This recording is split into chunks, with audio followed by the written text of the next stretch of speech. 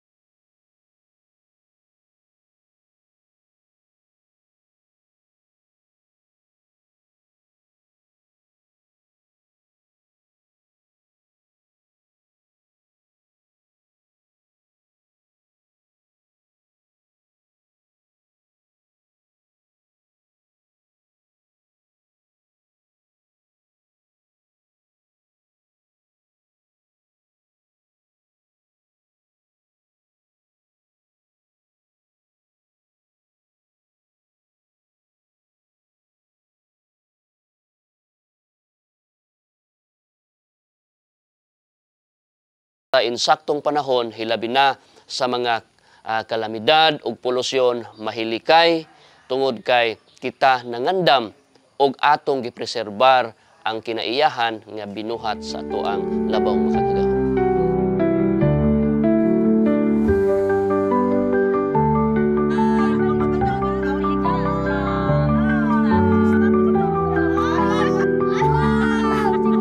Talagsaon ra gyud ni nga higayon nga adunay mga susama niini.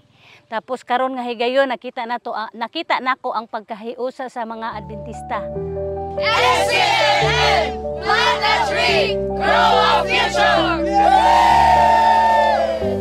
So kini mao ni ang mga similya nga ato ang hatagan og pagtagad. Anaa kini siya'y 100 no ka mga similya sa nara nga atong itanom ni ana nga dapit nga daplin sa sapa og anaa usab nganha sa sulod-sulod nga bahin nga dili gyud ni siya matandog.